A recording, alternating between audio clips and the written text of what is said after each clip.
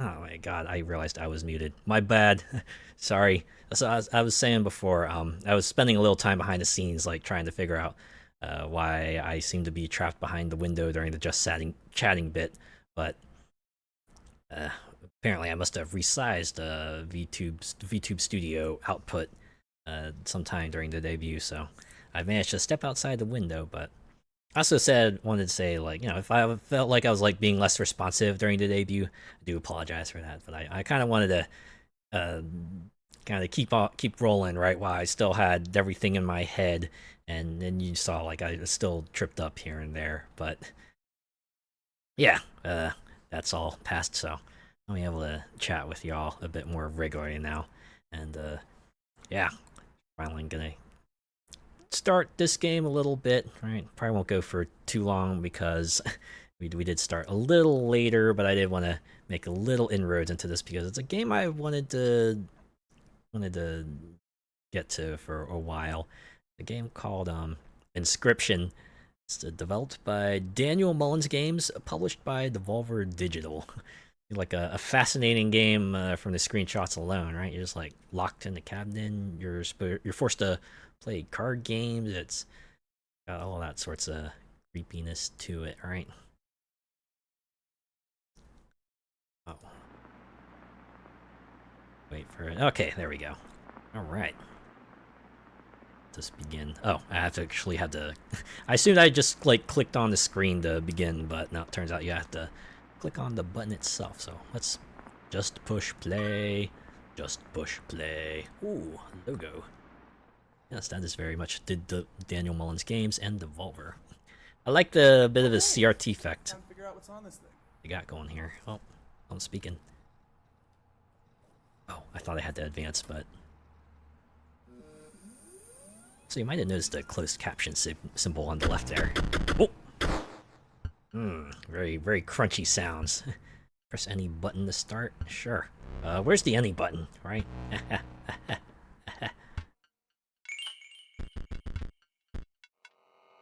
Oh, guess I have to pick a card, huh? Hmm. Weird that new game isn't selectable. It's like those times when you go rent a game from like a rental place. You go and borrow it, and someone's save files are already on there, and you're like, huh, that's cool. I wonder if anyone's like the same way, where you're just like, I wonder what kind of life the other person who last owned this game led. Well, I guess we're gonna find out. Continue. Oh, I guess it's a click kind of deal. I thought you had to drag it on there. You always like the prof pick extra points for the buckles. I like a good fashionable buckle, right? Even if it's like mostly superfluous, and I don't know, it can be cool. It's like a belt on most anime characters, right? Most anime characters don't need a belt. In fact, it's like so loose that you just have to assume that it doesn't really serve a purpose, but it still looks cool, right? Another challenger. It has been ages. Yeah, I've been waiting for ages to play this game. Can't wait to dive into it already. Perhaps you've forgotten how this game is played. I mean, I can't even remember to begin with. Allow me to remind you. This is how you remind me of who I really am. Ooh. Alright, we're right into it. Play the squirrel card. But what if I don't wanna, huh? What if I wanna play wolf? You're lacking sacrifice. Oh, that makes sense. What about the stoat? You're lacking sacrifices for the stoat, but you do have a squirrel. Oh, what if I wanted to draw a card? You cannot draw a card on your first turn. Oh, that always makes sense. These kinds of games always have that first turn sort of advantage mitigation. No drawing on the first turn. Don't you have enough? What if I got like a redeemer in here? You may draw next turn. For now, make do. I will not allow you to draw a card on the first turn. So what happens if I just like... You don't draw on the first turn. You will have to wait for that. Okay. Not allow you to draw a card. Okay, I think they're just gonna cycle through other messages. Nothing to say here either. Huh. To play that wolf, you'll need to sacrifice 2 creatures. Oh, it's like a bit like Yu-Gi-Oh, huh? Okay. Alright. I was kind of hoping this guy would just, like, lunge out at us if I just kept pissing him off enough, right? It's like, you fool! Do you not want to live or something? How about you play the game that was intended to be played? Alright, I'll play the squirrel. And, guess I'll drop it here. I do like how the cards are shaking. Like, this guy is absolutely scared, scared witless, right? Now, play your stoat. I can press S to go back. Okay, so use that to switch perspectives from the playing field to your hand. Stoats cost 1 blood. Sacrifices must be made. I'm guessing blood droplets equals the number of creatures you got to sacrifice. Alrighty. 07 squirrel. An honorable death. Play the stoat. I will play the stoat. The stoat does not look happy about this. Wolves have required 2 sacrifices. You don't have enough. Ring the bell to end your turn, and commence combat. Let the combat commence. Your stoat stands unopposed. The number on the bottom left is its attack power. 1. Pow! Just like that. Your stoat dealt me 1 damage. I added it to the scale. You win if you tip my side all the way down. Guessing I need like 5 pips. I need to get ahead of you by 5. A little bit like tennis, huh? Alright. I'm up for a little card game tennis. Like this. Oh, wait. Do I win? You tip the scale all the way to your side. That means I win, right? My turn. Oh, I guess not. You were just showing me. Fine. Your stoat stands in the way of my coyote. My coyote dealt 2 damage to your stoat. That means your stoat's health is 2 less. If a creature's health reaches 0, it dies. It's your turn again. You may draw from your deck, or you may draw a squirrel. I do like how you just have a seemingly limitless supply of squirrels. Or is it limited? Is this like an actual finite number of squirrels I can draw from? Also, is it like high enough that I could theoretically run out of squirrels during a match? I don't have any 0 cost cards, so maybe I should draw a squirrel, right? Those are free play. How dull! I don't know, I like a little consistency. That's just me. Oh, right, I had to play something. Okay. Let's throw a squirrel out there. And on back. Ooh, you know, I could probably sack the stoat and the squirrel to bring out the wolf, right? The wolf demands 2 sacrifices. Oh, it only has 2 health. Wait, what? I think the stoat was trying to say something to me? Hey, stop? I guess it's gonna be that kind of game, huh? Fear not, the beast is sacrificed, but not removed from your deck. Its suffering was real, but you will see it again. Oh man, it actually feels the pain? Oh no. Now I must play the wolf. Now the question is, do I play it? Do we play it in this lane, or I just like smack the other guy in the post? Nah, I should probably wipe out incoming threats, right? And alright, so yeah, you just keep playing cards as long as you have resources, and then once you finally made all your moves, ring the bell. Because you are learning, I will pass. Again, the choice, a random card for your deck, or the certainty of a squirrel. Alright, I'll pick the card, since you seemed to tease me about picking the squirrel last time. A river snapper. Oh, okay, got nothing to say about that. Fortunately, I can't really play anything, so I'll just let the wolf run into you. 3 damage dealt, 3 weights on the scale. Pass.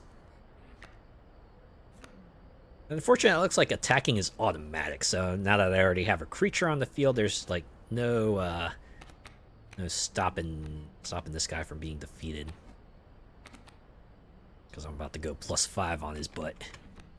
Then again, he is playing it easy on me. Shouldn't get overconfident. You know what they say about overconfidence? It can really like mess with your thinking if you let it get to you, right? What is the River Snapper stats again?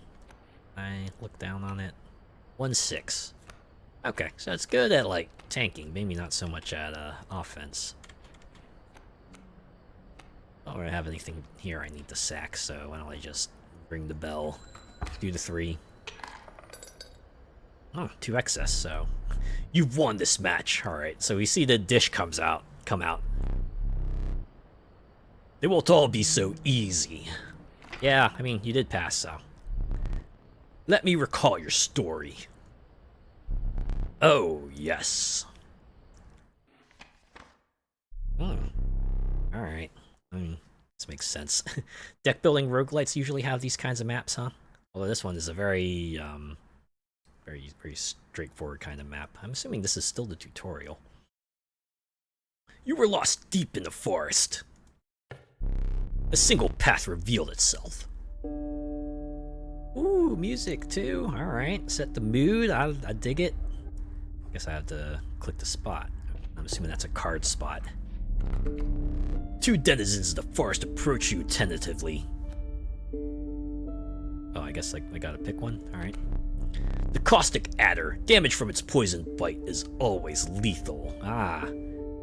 Wait, what was that? What was that mechanic called in Magic? I think it was damn it! Why don't I remember it right now?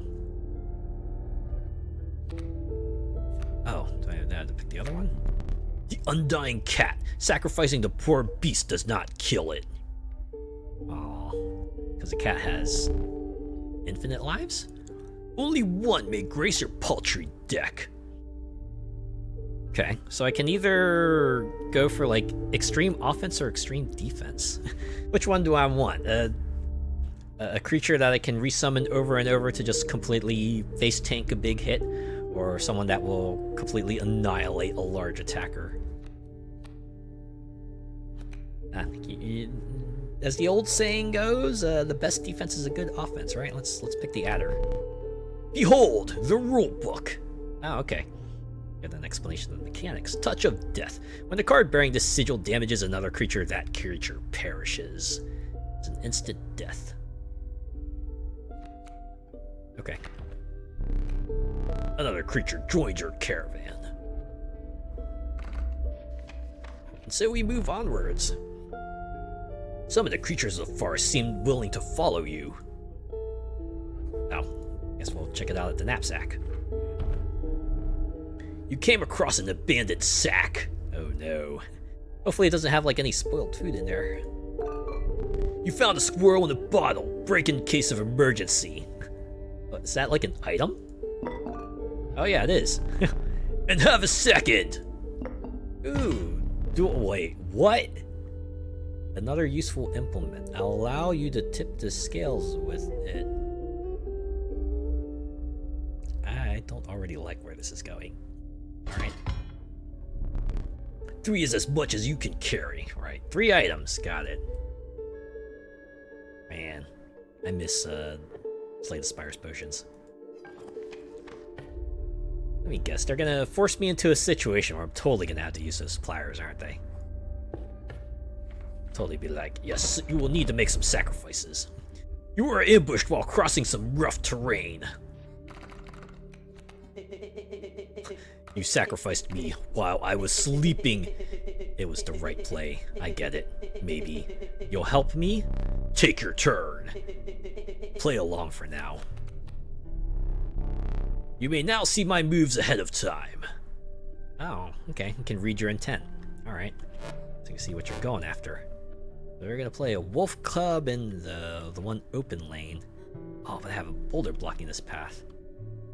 That does mean I got a little bit of time before the wolf cub starts punching through my stuff. So I have a squirrel. Oh,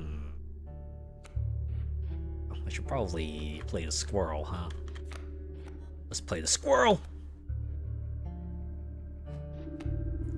It's gonna be everything. You know you can play more than 1 card per turn, right? Oh yeah, I could have sacrificed the squirrel to put something else out. Whoops. Mighty ambitious wolf cub, it ages swiftly. Oh, it's gonna evolve. No, what? Let's get a squirrel. Squirrel! Alright, can I take a peep at this card? Fledgling. A card bearing this sigil will grow into a more powerful form after one turn on the board. I see. So it'll evolve into a wolf next turn. The wolves are like 3/2 creatures, right?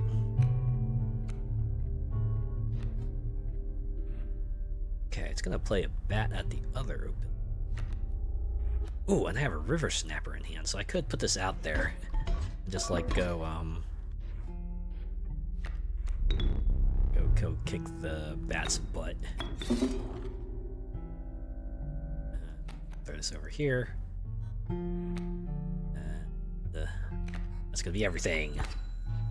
That's right. Say bye bye bye bye bye. The airborne bat flies over creatures to attack directly. No, it can attack my life points directly. Ha! My bat flew right over your river snapper. Ooh, I wonder if it would have said something different if I put like a stoat there, for example. What do I want to? Oh wait. Now that I think about it, should I sacrifice a boulder? I forgot to see like if oh, don't get ahead of yourself. You need to draw a card first. All right, I'll draw a card. A wolf. All right. Oh no, nope. I can't sacrifice a boulder. I guess you can't really draw blood from a rock, can you? Huh? Yeah, that tracks. Well, oh wait, no. I have squirrels here. Let's play some squirrels. Let's play the squirrel, and heck, let's play the wolf as well, so we can play. Or sorry, we'll break out the other squirrel in the jar, and now we'll play the wolf. Have you ever been in a situation like that where you're like in a precarious situation, and what you really needed right then was like a squirrel in a bottle, and you managed to pull out the squirrel in the bottle? It'd be nice. Well, got another squirrel, which I can use to play the stoat. I believe that's a. Here we go. Oh nuts!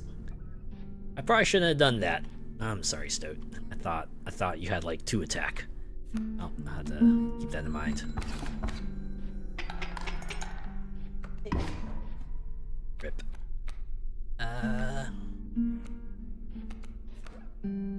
Well, at least you face tank that hit, huh? I need a meat shield myself. I need to protect this spot with a squirrel, and then I can claim victory. That's right. It's over. Huh. Gold persists between matches. I wonder if doing like overkill damage will help me in the long run, or maybe it'll hurt me. Guess we'll find out. You prevailed and trekked onwards past the now bloody terrain. Onwards to another card. Oh, always get to see what it is. The young wolf cub. It grows into a wolf after a single turn. The meek sparrow, an inexpensive if feeble flying creature. Oh wait, I wanted to read. Oh well. I suppose having more direct damage couldn't hurt. Or I would have taken the wolf cub though.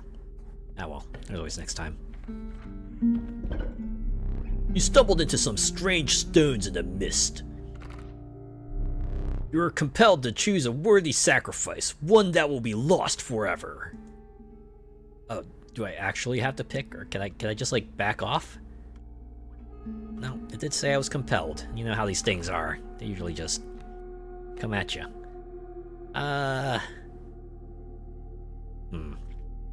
Yeah, I think about it. Having to sack 2 creatures for what was probably just going to be like a 1-turn nuke doesn't seem like the best use of resources. So what if we sack the adder? It's going to be a death adder. It's going to be a dead adder. Yeah. Unfortunately, the Golden Axe Warriors couldn't get to this adder first. Wait. So I got it.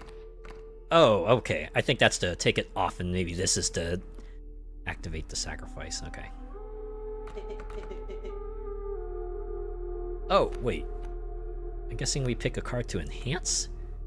Okay, the stoat says pick me, so, sure. So old saying goes, the squeakiest card gets the grease. Ah, I like how this little thing here is a dagger. Alright, well, we're gonna do it. Stoat, you're having snake tonight. What an honor. Oh, I see. Alright, so it gains the attribute, so now the stoat has the sigil. Ah, it's more useful on the stoat too, right? Lower blood cost, a little bit of health, so it can take a hit or two. That's cool. A ghastly spectacle, but the soul of the adder now lives in the stoat. Also explains why we got those 2 creatures specifically, because I guess you have to pass on the sigil to the resulting card. Oh, hey, look, a divide. I wonder if we'll live long enough to reach it.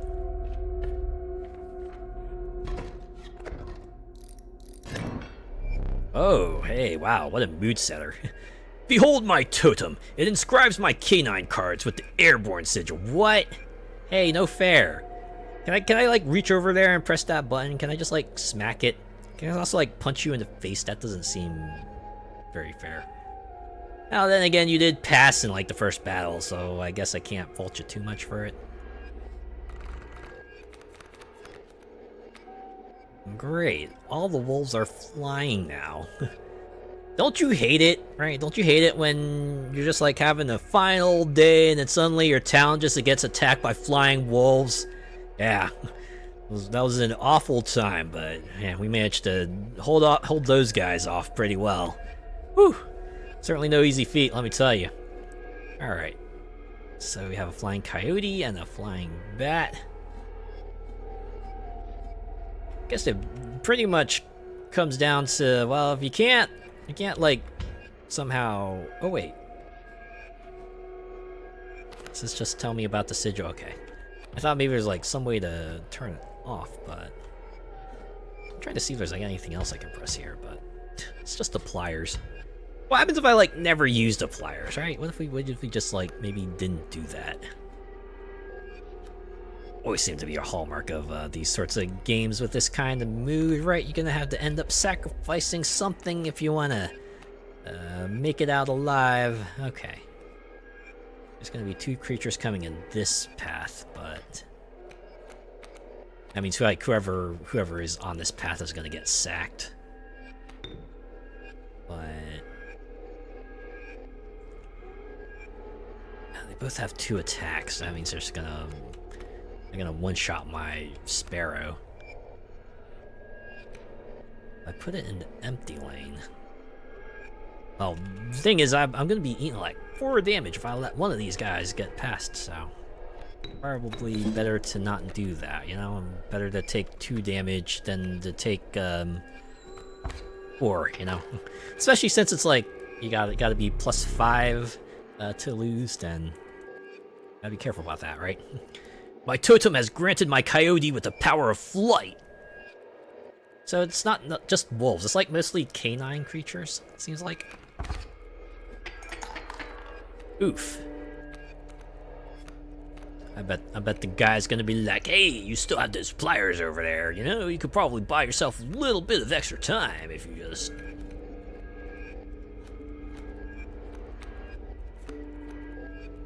Alright.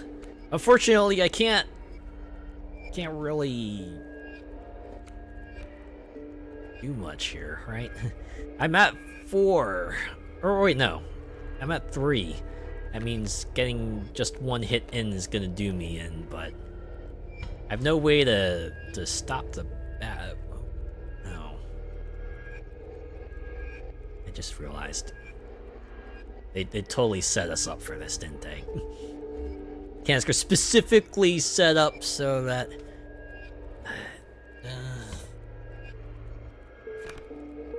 Pliers. To the user, he will place a weight on the scales to plane his temper. I like how vaguely this is described with. This make me wonder what is getting plied off. Guess we're gonna find out. Oh god. A well-earned point of damage. I didn't think you would really do it. The fact that the screen turns red and you just get that ringing for a bit too. Ooh boy. It does mean we'll get to weather at least one blow. Whatever good that might do.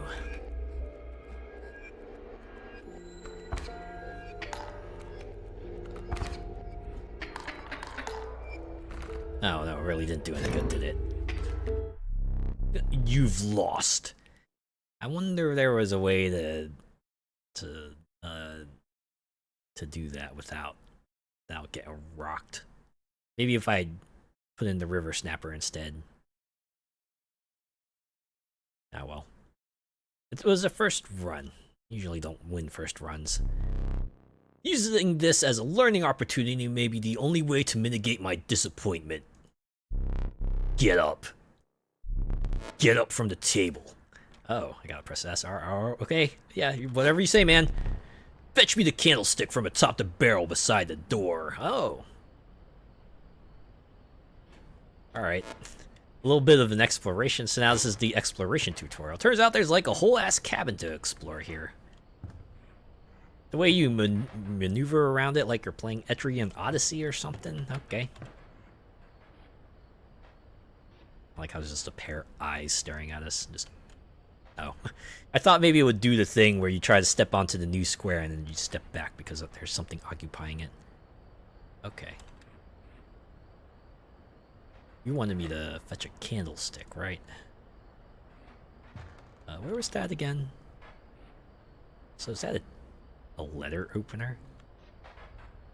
Great. I have a good idea where that's gonna go. Oh, bring it here! Oh, I think I got the thing they wanted. Oh, I had to come over to the table, like that. Oh. Now sit back down! Yes, absolutely. Let me explain something to you. Oh. That was one of the two mistakes you can make here.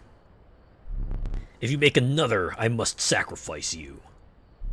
Now, where were we? I see. So you have, like, lives. Okay. Get one opportunity to mess up, and then, Oh, okay. You just, like, move onwards as if nothing happened. No rewards, of course, but, hey, the run continues. The proud wolf, a vicious contender. The monstrous grizzly, its form speaks enough of its efficacy. Oh my. It requires 3 creatures to bring out there. The ornery porcupine, sharp quills await those who dare attack it. Ah, Spike's one, alright. So what is this little thing here? Is that there to let you know it's already in your deck?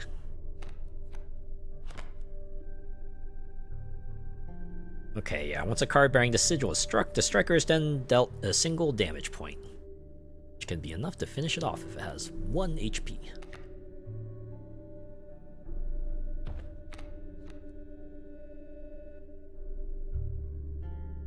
Oh, I was hoping I could, like, just check out what was in my deck, but... Okay, I think I need some lower cost cards, so why don't I just, like, pick up the porcupine? Now we have a choice. Do we want to go here, or do we want to go here? I like campfires. Do you like campfires? I think campfires are nice and cozy. Let's go to the campfire. I hope they have s'mores there. Or at least hot dogs. You came across a small group of survivors. Faces shrunken from starvation, they huddled around the campfire. They looked upon your group of creatures and beckoned. Come, warm one of your creatures by the fire, one said.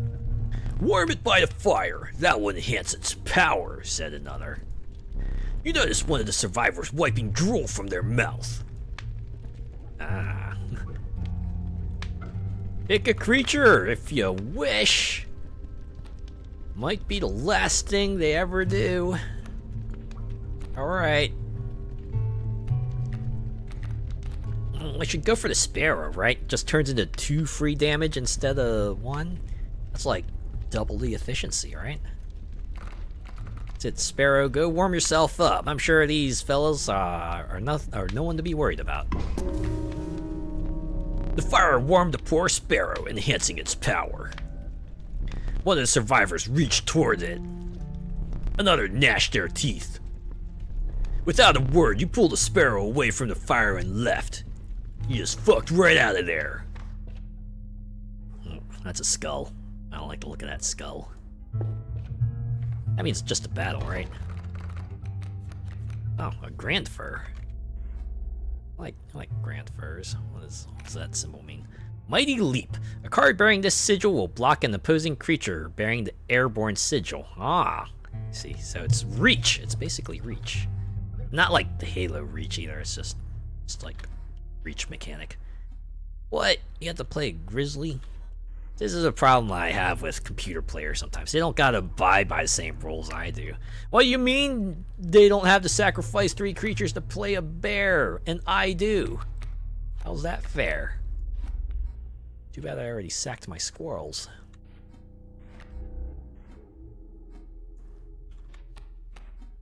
Alright, we'll put that out there. Oh, you know, I could just sacrifice the squirrel right now. Get the Sparrow out. Definitely put it in a free spot because we need a chump blocker for the Grizzly.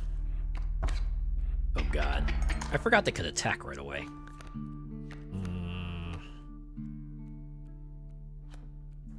Yeah, none of my other creatures are going to be able to do much.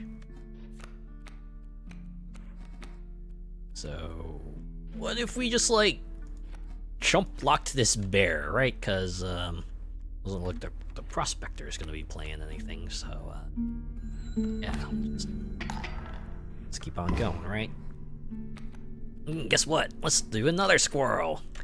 And we're just gonna put this over here. And that should get us the win, right? It's like, blap. I know, do I gotta chump block one more time? Gladly.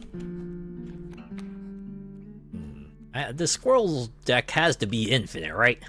Also, this Prospector is probably gonna be pulling out something, right? Like, haha, you think you could just get by playing a bunch of squirrels? Think again. It's like, chuck like a ton of squirrels at me or something. Or like squirrel hunters or something.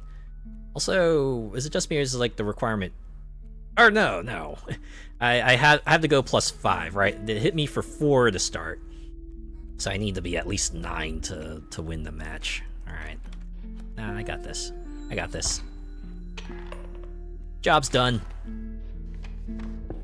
I can either go back to the campfire or I could take my chances with the knapsack.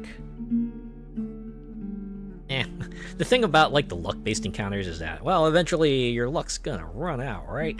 Sure, you can keep on trying for that +1 power, but eventually you're gonna have to eat up whatever horrible things are coming your way. So let's just go with the knapsack, right? We'll get a few items. See what we can pick from.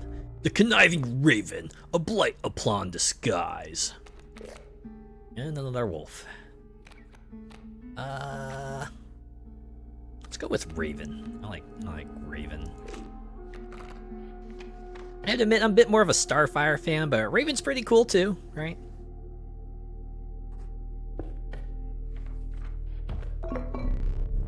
Rock may get you out of a hard place. Now, I don't think that's quite how the saying goes. Choose one. Oh, I see. Great, we got the pliers. I like how the pliers is just a thing and everything else is like card in a jar. So we can take like sacrificing fodder, or we could take a meat shield. Yeah, let's go with the sack fodder.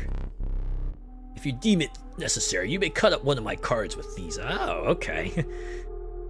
I'm glad this is for cards. I was gonna say, oh god, are you gonna want me to sack my fingers next or something? That's probably what the letter opener is for. A powerful item. Turn this and I'll skip my next turn. Whoa. Oh, I think I had to pick between them. Okay. Once again, pick one. Can either instantly delete a card, or continue with like the meat shield, or just get a free turn. Let's go with this. I like a good hard removal, right? If a bear decides to show up next time, I can just cut up a bear. Who would have thought, right? The mighty bear could be felled by some scissors. And again, apparently so do river snappers and stoats and squirrels and adders and oh, okay. Its bleeding yields 3 blood, if you can ignore the bleeding. Oh, alright. So you're absolutely sacrifice fodder, huh? You're like a creature version of Dark Ritual. Let's go for it, right? Resource acceleration is usually good for these things. Feeling overburdened enough with the full 3 items, you carried on. Oh, carry on, my wayward son. Oh, man. That's a special symbol. I think we're going to be fighting a boss. Let's go.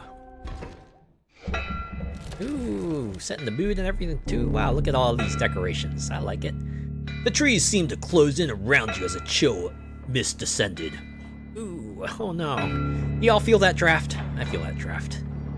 I mean, there's one thing about wearing a skirt, but hey, you take what you can get, right? Sometimes you just have to weigh the advantages and the disadvantages and decide what's the best choice for you, you know? In the distance, you could hear the clinking of metal on stone. Ooh, like a miner? A hobbled figure stood in your path. Ooh, got the mask and everything. Alright. I dig the presentation, at least. You're certainly giving it your all for this. Hee-haw! 'Twas the prospector. Oh, sorry. It was my attempt at doing a southern accent, but I'm not good at that. I'm not good at accents. Oh, we already get one boulder to start? Perfect. Okay, what's that symbol? Sprinter. At the end of the owner's turn, a card bearing the sigil will move in the direction inscribed by the sigil. Okay. So you're basically like a moving meat shield, is that it?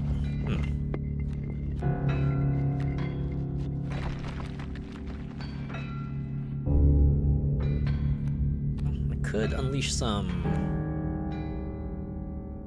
righteous fury right away.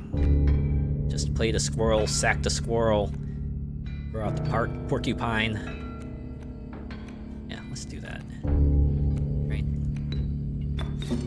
Goodbye, squirrel. And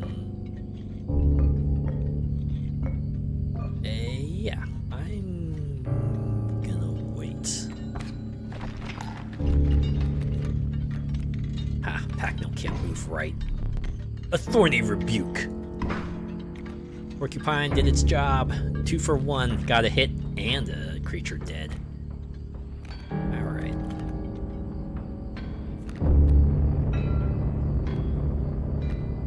Squirrel? Well, I do have an emergency squirrel, so let's go for the creature. See what we get. Raven! I have all 2-cost cards. Fortunately, no cards with which to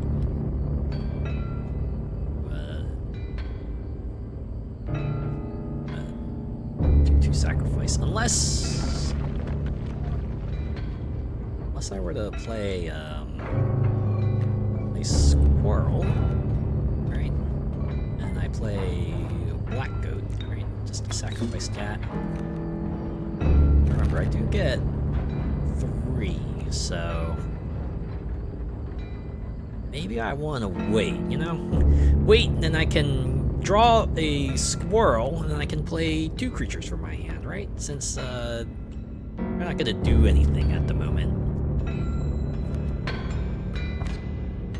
Oh, except I get hit in the face by the coyote. I keep on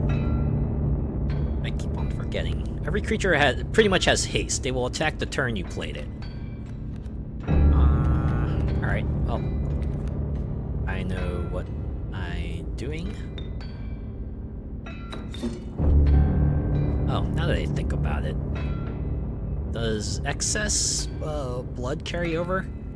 Do I have like one blood token left that I can, No, I don't. Well, not worth waiting a turn then, damn. Maybe I should have grabbed a grizzly bear. Maybe that was it. Okay, well, I can draw another squirrel. That way I can go ahead and sack these 2 squirrels to play wolf. I play wolf in attack mode. And, that will be my turn.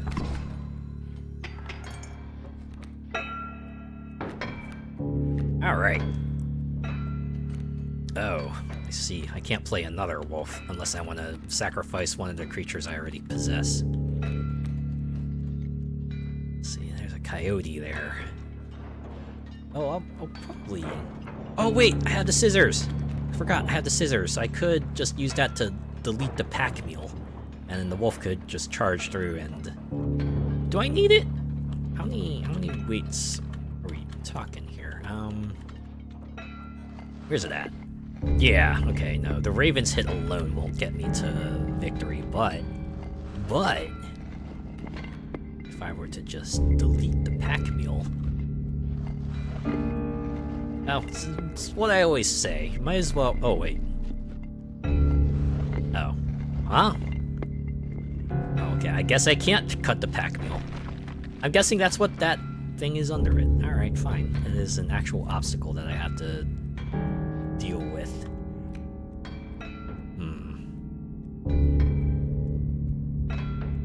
Well, I probably want to block the coyote then, right? Means... I'd be just sending the wolf to their doom. Doesn't have enough HP to weather the storm.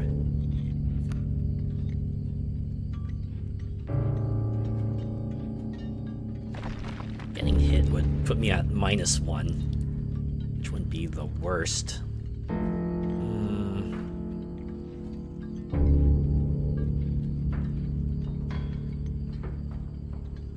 Actually, it wouldn't put me on anything, right? It'd just be a blow for blow. You know what? Yeah, we'll do it. Oh, you know what? I forgot to play the squirrel. Whoops. A mole.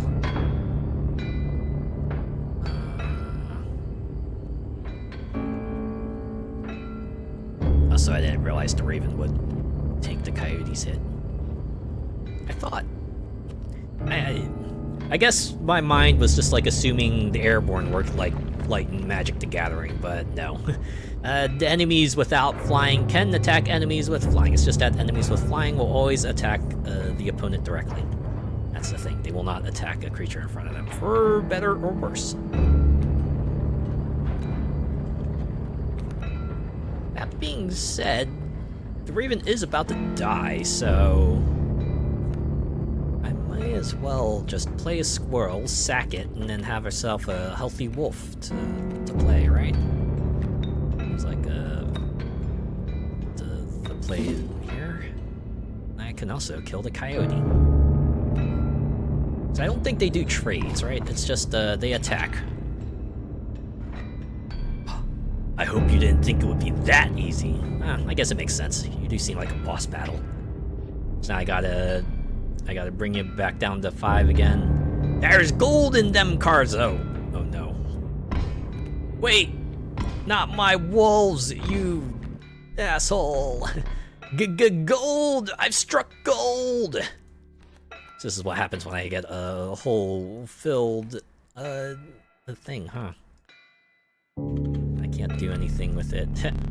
Yeah, your gold nugget can't be sacrificed. Yeah, because gold nuggets don't have blood. Even though your pick can apparently turn creatures into gold. Midas. Oh. There's nothing for me to do except pass and hope for the best. Bloodhound. Get him! Great. Do I play another one? Do I play another squirrel so I can bring out my river snapper? Protect myself from the bloodhound. Man, they're gonna be trading blows here if I do that. Yeah, let's do it. Might as well try something and not have it work out than to not try it and just let those resources go to waste, right? They attacked first too, so that means they'll get something good, right? Okay, I'm gonna draw a squirrel for now, and I will wait. All right, Adder's coming out next turn. Let's see what my deck has. He's doing the prospect again. Easy, boss. The mule's key. I am curious to see what the pack mule has. I'm guessing when I kill it, it's gonna drop a pretty sweet item that will allow me to win the battle. Huh? When an opposing creature is placed opposite to an empty space, a card bearing this sigil will move to that empty space. I see. So you can't do any sneak attacks. Nice try. But that will prove to be your downfall. Back on the board. Yeah, that's right. I hope you can do well, Mr. Stoat. I'm counting on you. Oh, there goes that one. Alright. I'm just gonna have squirrel chump block. One more. Just keep on drawing squirrels. Keep on chump blocking them. What's in here? Oh!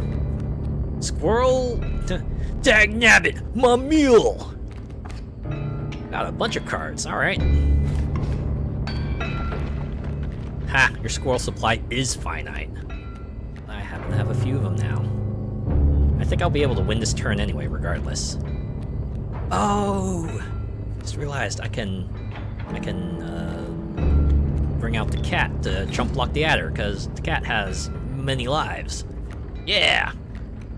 And, let's see. I could leave the... Oh, well, what's that sigil? Stinky! The creature opposing a card bearing this sigil loses 1 power. Oh. Bit of a deterrent. Although not good against the adder. Unless... Is dealing 0 damage still dealing damage? It's a weird thing to say, I know, but it's a kind of rules interaction that can decide the whole course of a game, right? Like, you think logically, dealing 0 damage is obviously not dealing damage because, well, 0 damage is not damage, right? But what if the very act of dealing damage itself is considered damage, you know? That's what will make or break this, right? If the adder has 0 attack, does it still have its lethality ability? I'm sure they figured that out already. It's just fun to think about, you know? It kind of rules granularity that you really don't consider until you know the specific circumstance pops up. You know what? I can just like hold, right? Just smack him down.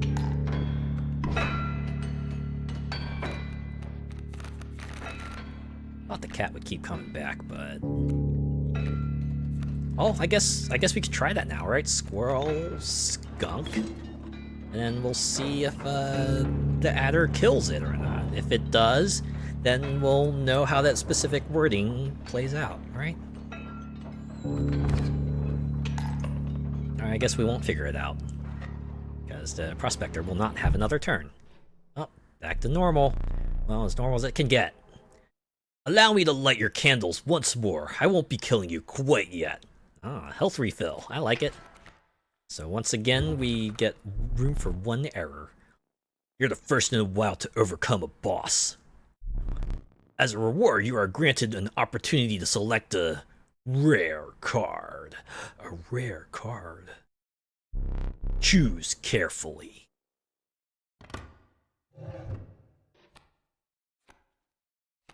do I get to look at them? I have to assume I do, since I got to look at the others.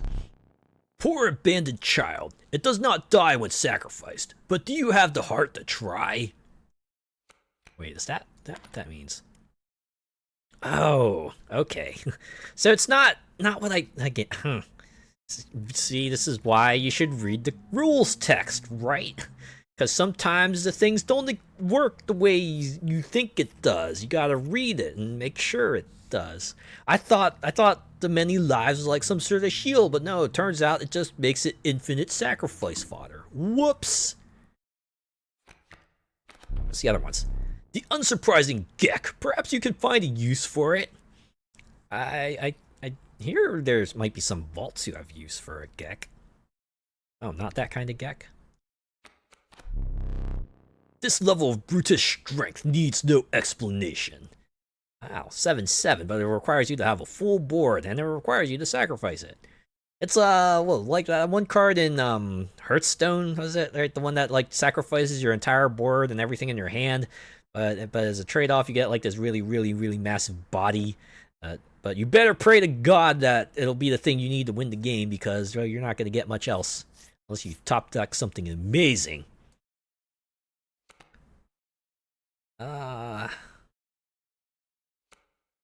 Child 13, just like a worse version of the cat. Pretty sure the cat requires like a blood as well, though, right? Either they seem like pretty identical to what we already have, or they're pretty impractical. Is there a cost reduction sigil? That would be nice, right? Creature bearing the sigil costs 1 less blood to cast. Now let's go with the you know, what if I went with Child 13, right? I could put the Child 13 and the cat out there, and I get myself like a pretty decent resource generator for a while. I could go with Gek, although that would just be like fodder as well. Yeah, let's go with Child 13.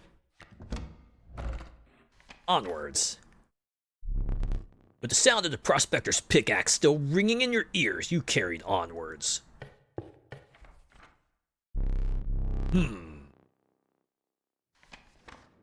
Area 2. Alright. The rank smell of rotten mold penetrated the humid air. Every step forward was answered by some nearby slip or slither. You tread cautiously into the wetlands.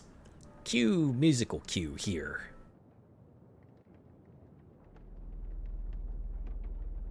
Alright. So, do I maybe take a risk and see what this card with 2 blood symbols could represent? I'd assume it'll just like offer me up a bunch of cards to have a 2 blood cost. That's probably gonna be it. You must make a different kind of choice now. Choose not a specific beast, but decide the cost that you wish to pay. Ah, I see. Alright, yeah, 1 blood. Okay, so it's not 2 blood, but you will get a card within that category. Is there any way for me to look at my deck during a run? I feel like I could use that. Alright, can I press? No. Nah, keyboard's not doing anything. Oh, okay. Press up. So now this is what I have so far. A Child 13, a Raven Porcupine. I got some 1 cost cards. I should have 4 1 cost, 4 2 cost. Maybe I could do a 3 cost, you know? I gotta ramp things up. Let's pick up a 3 cost. Ah, a random card with the cost of 3. And it's a Grizzly. Good old Grizzly. What were you expecting? I don't know. I was expecting like a little bit of tomato juice. Yeah. Does anyone drink tomato juice? I'd admit, I don't drink tomato juice myself, but you know, if you like tomato juice, that's cool, right? Okay, what do I go for? Do I take my chances with the campfire? Or do I fill up my item set? Let's do it. Let's get some items. A little bit of an emergency provision always comes in handy. A gust from this may lift your creatures into the air, if only for a turn. Ah, alright, temporary flight. I also like how the bottom is just feet.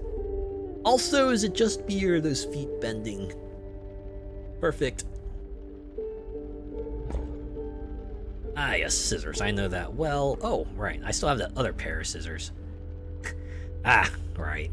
Well, I understand why the meal can't be cut now, right? Just trying to just cutting out the middleman instead of breaking it through the creatures like the fight clearly intended you to do would have probably made things too easy. Oh, I mean, you could see flight coming in handy if you just need like a little extra damage to win the game. On the other hand, the ability to delete a card is always handy. Let's get another pair of scissors. Ah, right. Okay, maybe we'll go with this. Okay, yeah. You collect items, right? You draw items until you full up, and then you move onwards. It's time to fight. Oh god, 3 creatures at once. 2 kingfishers and a beehive. Let's see what they do. Bees within. Once a card bearing this sigil is struck, a bee is created in your hand. A bee is defined as 1 power, 1 health airborne. Wait, in my hand? Huh. Why can't that be like in real life? Anytime I hit a beehive in real life, I just get like stung all over. Man, I want whatever. Oh wait.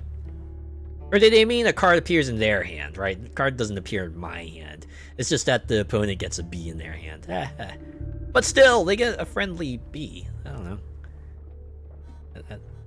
I wish bees in real life behave like that. Oh, I want to see what these fellas did too. Okay, I know what airborne is, but I was wondering about the other sigil. Okay, waterborne. A card bearing the sigil submerges itself during its opponent's turn. When submerged, opposing creatures attack its owner directly. I see. So it'll slowly whittle me down, but whatever is in the same lane as that creature will also whittle the opponent down.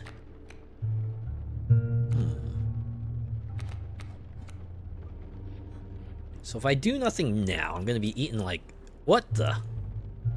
Spider? Oh, is that just decorations? I was hoping I could like squash it or something. That'd be pretty wild, right? You squash a spider and you suddenly get a new item.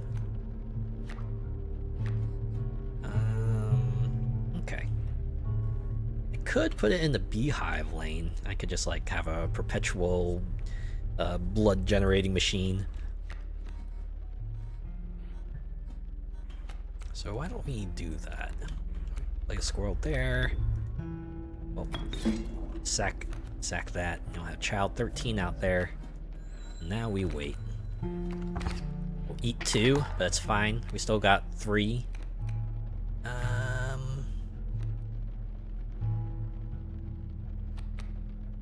Ooh, I put the raven. Oh wait, no, that's...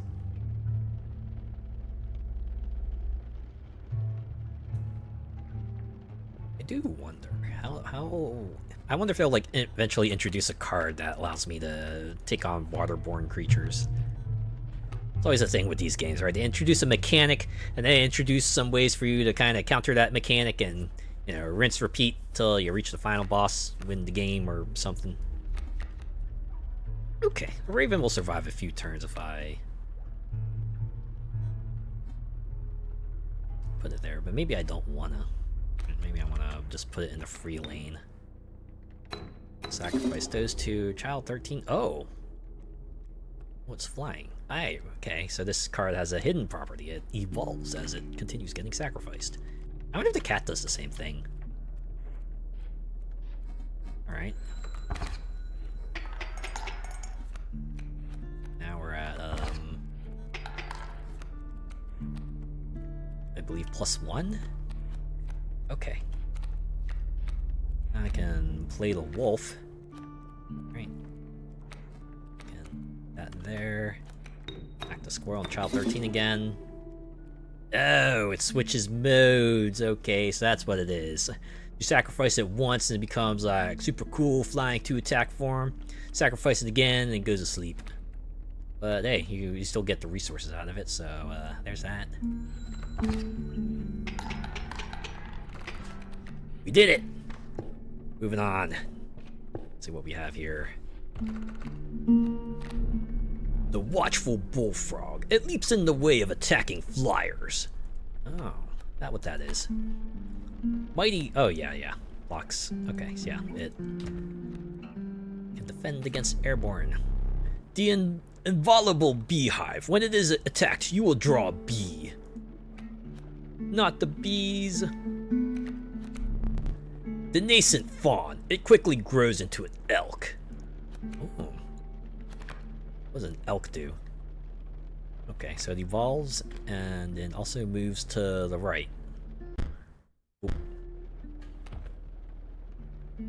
Man, all these cards seem interesting, but I can only have one of them. Do I bolster my defense or do I wait and see what this elk fawn has in store for me? Let's go for that. I like deer. Deer are cute. I mean, you gotta be watchful of deer in real life, obviously, but I don't know.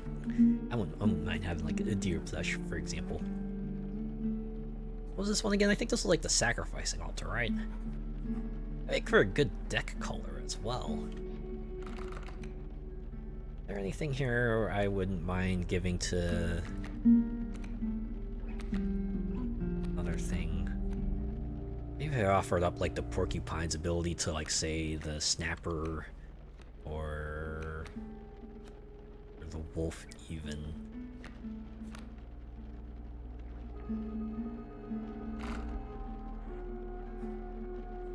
Yeah, let's do it. Let's go here. Thin the deck a little bit.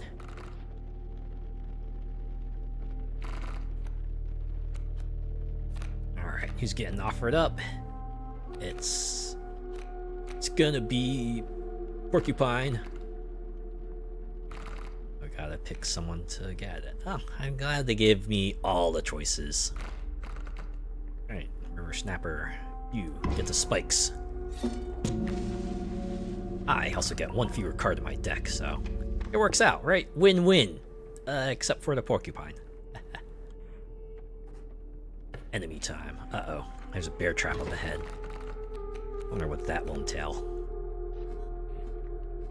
Bee! Bees, my god.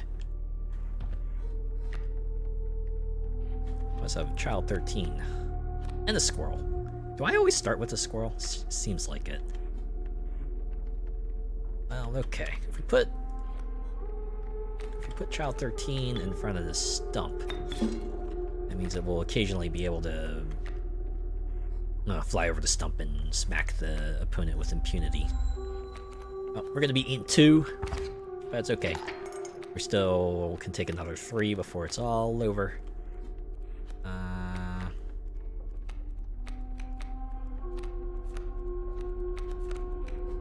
Let's do it. Let's attack the squirrel with child 13. So child 13 will deal 2, and then he is going to eat it super hard. Back to normal. Oh no. Oh right, I forgot the Grand Fur can block bees for 3 turns only. Alright, we're playing another one. Can stop this bee. Is it just gonna be a whole bee swarm? Oh, nope. Okay, it's a bug swarm. Alright. I'm gonna get slowly... Oh, wait. Did I neglect to mention overkill damage? Excess damage is not wasted. It carries over to the card behind if the mangled corpse... Excuse me. It carries over to the card behind the mangled corpse of the victim. Lucky for you. So everyone has trample. That's actually pretty handy.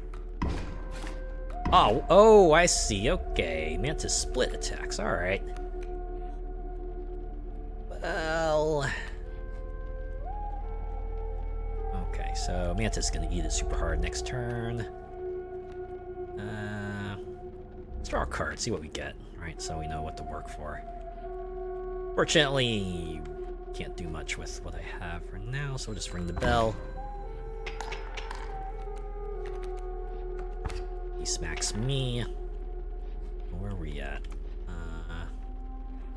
3 damage. If I can deal 3 damage this turn, I will have won the game. Wait a minute. I think I might have it, y'all. To sack those 3, bring it Grizzly over here. Ring that bell! Wham, bam, thank you! How brutal of you. You dealt me more damage than you needed to win. However, in my case, such feats are rewarded. To be precise, a tooth to keep for each extra damage dealt. The trapper may be interested in your spoils. Is that what overkill does? Wait, is that what the bear trap signifies? It's not actually a bad thing? That's pretty handy.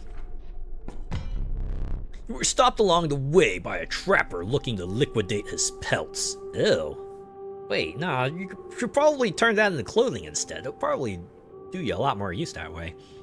And, well, I mean, like pelt dresses can be pretty cute, you know? I imagine they can be, like, pretty comfy as well. There was something uncanny about his appearance, but you were quickly distracted by his wares. Put on the mask. Care to look at me pelts? Take a pelt free of charge. Just like that, I get a rabbit pelt. See the quality? Look, I can pet it too. Look, you can pet the card. Yeah, I like it. That Twitter account would be very happy. You're leaving already? Please consider me pelts.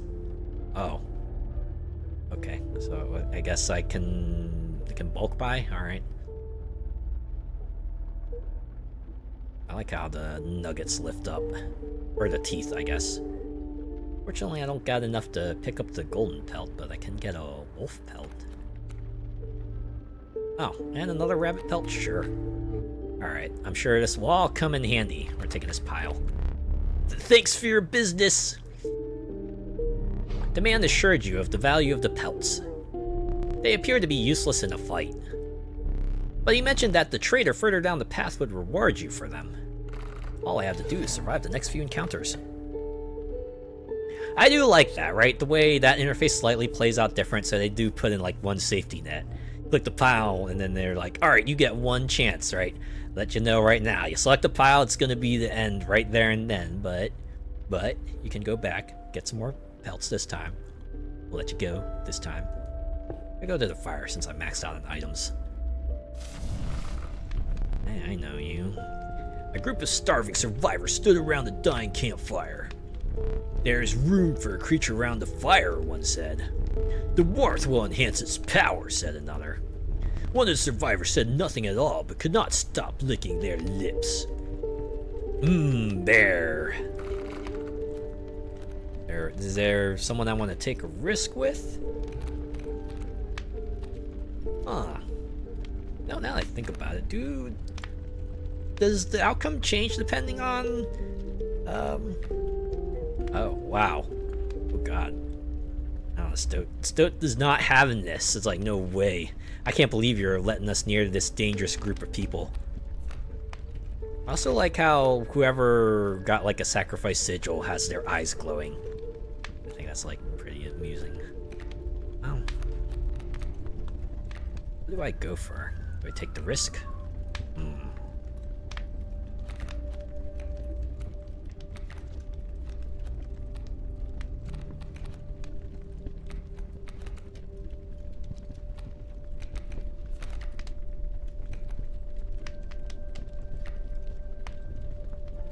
Yeah, you know what they say, right? Nothing ventured, nothing gained. Let's bring the Raven back out there.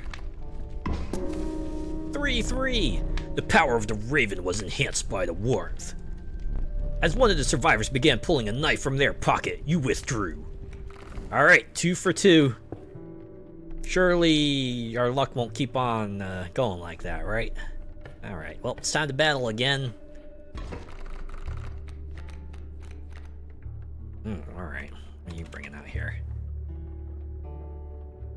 Ooh, I just realized. So, yeah, the trample ability will come in handy. If you manage to overkill one of the creatures enough, you can potentially kill what's coming behind it. Alright. So, does the wolf pelt remain? Yeah, it does, right? It's not... I assumed it's like the other things in my deck, right?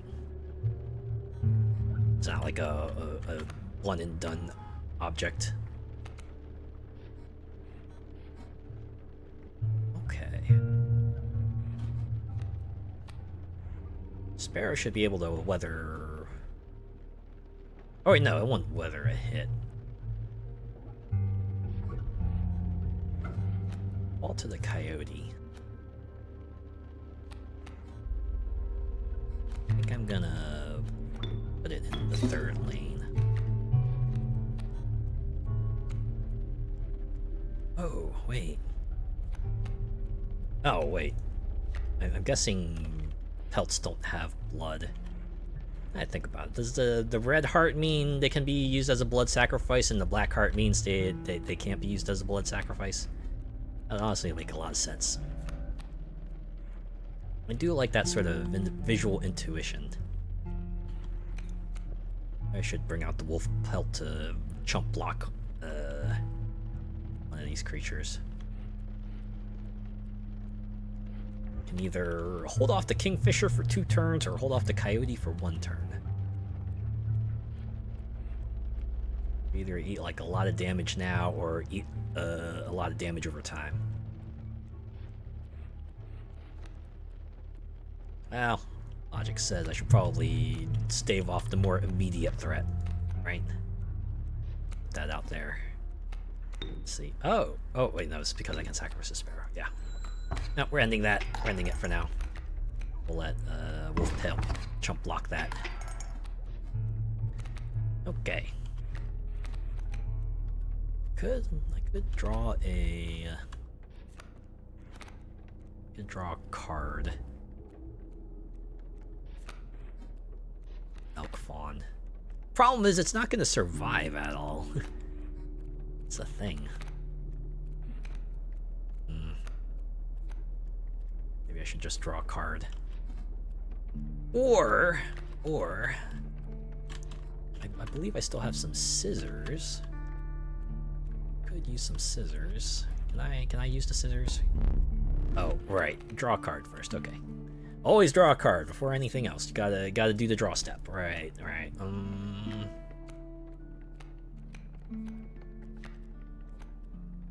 Screw it. River Snapper. Okay. I can draw a card and then sacrifice the sparrow. Yeah, because I'm gonna need to do... Oh, wait. I can delete a card now. Why don't I delete the coyote? Goodbye. Kinda needed it. I need to stave it off a little bit. I need to be only at -3 and not, like, instant loss. Ugh. That stings, man. Still got 4. I got 4.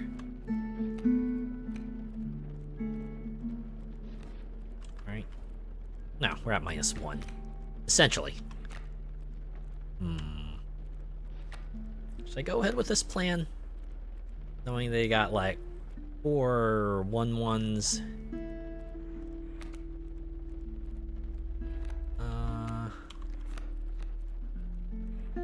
Oh wait. It's the other foe is airborne. Oh wait, no. Thing about it is that I don't. No, right? Yeah, I'll be to -3, which means I can survive 1 more turn if I do like literally nothing else. You can see what the elk fawn gets us. Just put that over there, and just hope for the goddamn best. All right, it has to survive. Has to survive another turn. There we go. Elk get.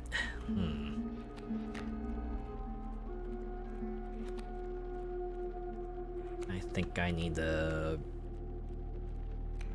bring out the river snapper.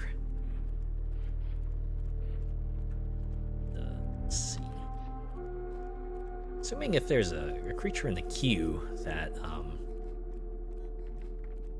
it's not going to get summoned until the other one gets out of the way. So I will do 2. This will die. This will do 1. That's 3, so fortunately puts me at -1. Okay, I won't lose just yet, but I'll be close to it.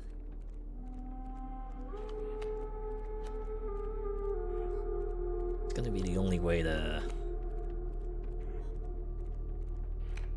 Oh, okay, that's why the porcupine is handy, because then when the creature attacks, they hit the spikes and then they die.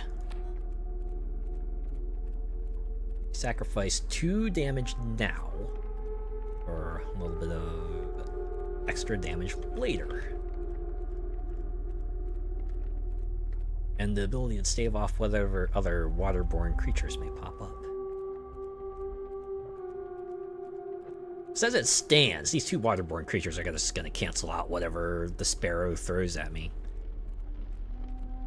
And then these 2 other sparrows are just gonna fly over and keep smacking me.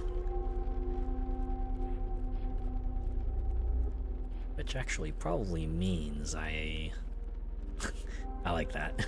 It's like, hey, are you done yet? Have you figured out making your move yet? Does anyone know someone like that? Someone who, when you're playing like a game, just feels like they take forever to make their turn? On one hand, I get it, right? Sometimes you want to consider every possible move, and depending on how complex the game is, you need to make sure you got everything calculated out, that you're going to be put in the best possible position. But on the other hand, there's probably like 1 to 3 other people who also want to take their turn, and you want a game to at least be finished at a reasonable amount of time, right? Should I just like delete a card? Maybe I should just delete a sparrow. Do that. Just cut this up, as the other sparrow is gonna eat it.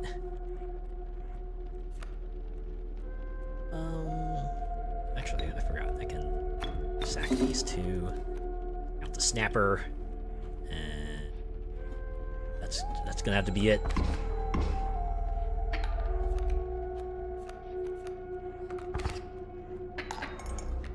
Oh.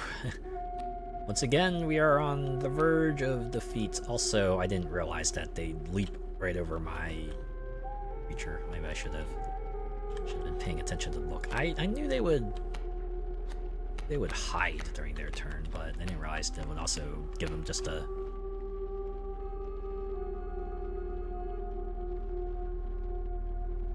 Yeah, so after the first turn, they just keep leaping up and down.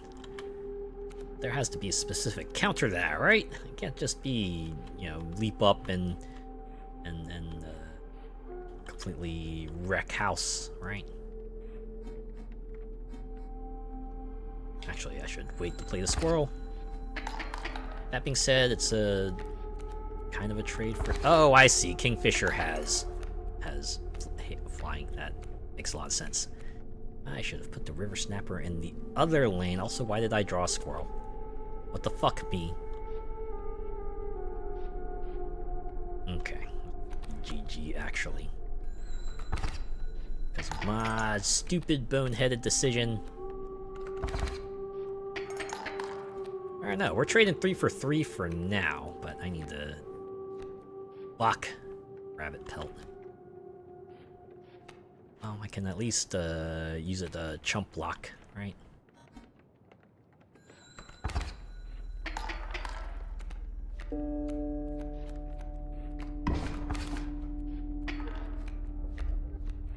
If only there were some way to move the river snapper.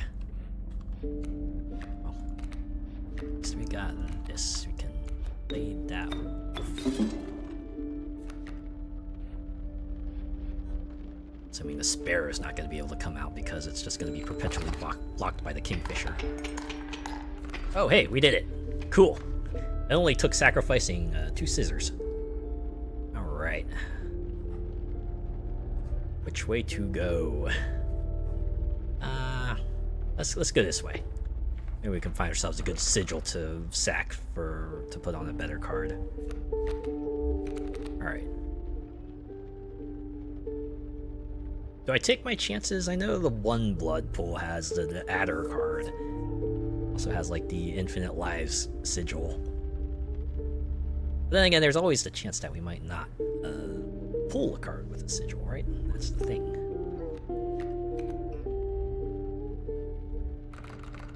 Three cost cards do we have? Right, we have... Oh.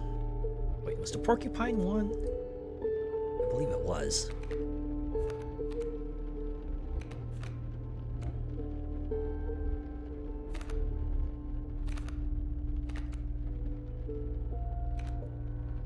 Something like Child 13.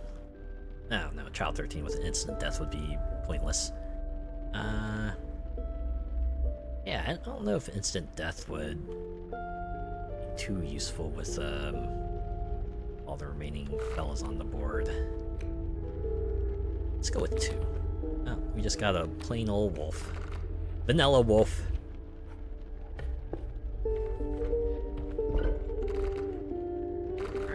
Is there anyone we want to offer up? How does this work? If a creature has 2 sigils, do they give all their sigils, or do they give just 1 sigil? Maybe they want us to experiment and find out.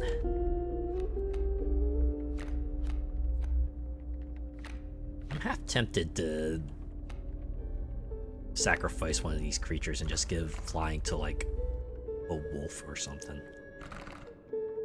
They got 3 wolves. Then again, why would I do that? The Raven's 3/3, the wolf is 3/2. That does not seem like the best trade. If I were to sacrifice a flying creature, it would have to be the sparrow. Yeah, no. What am I thinking? You don't get stats. You just get the sigil.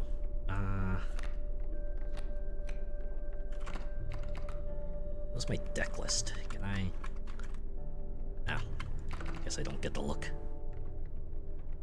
And I do have to make a choice. Alright. Sparrow. Sorry, but...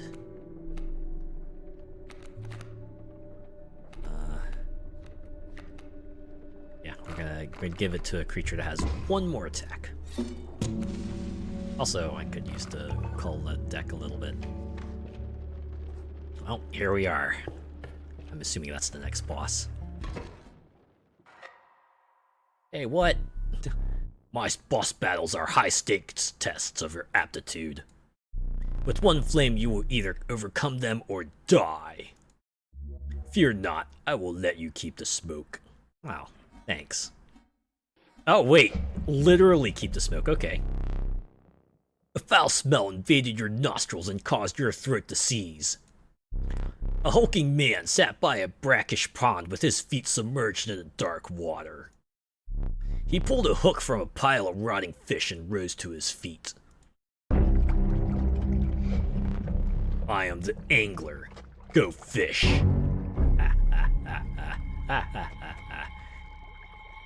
It's nice to have a little bit of humor in these times, right? Alright. What you got here? Another kingfisher. The heck is the smoke? Also, is that like... is that red? Is that red? Am I seeing that correctly? It's basically just like a free trade? Okay, well, don't want to do the same mistake I did last time and put the river snapper in front of the kingfisher, because it's not going to do much use there. Now that I think about it, is sacrificing the smoke going to have unintended consequences? I guess there's only one way to find out.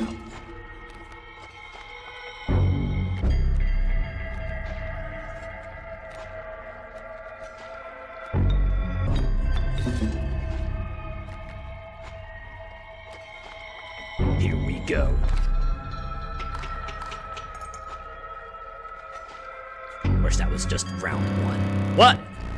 Too fast to what the? Wait. The hell? Is this 8 fucking bears? Holy shit!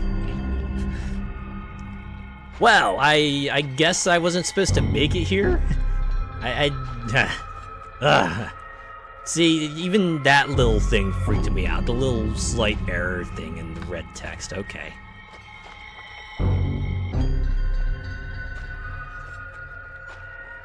So can I even win this? I got one turn to make this right.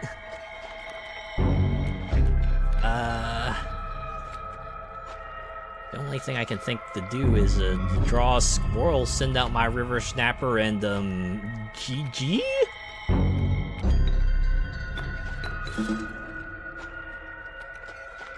Well, oh wait, I do have a fan. Oh, every unit gets flying, okay. Not just the one. Well, alright. Let's lose. Bah, bah, bah, bah. Okay, so we were able to chump block 2 of them, but...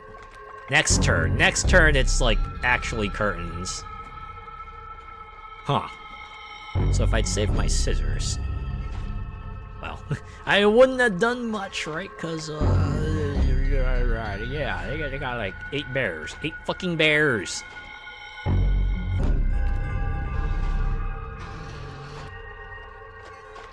Well, alright. I've done everything I can. GG. Bop, bop, bop, bop.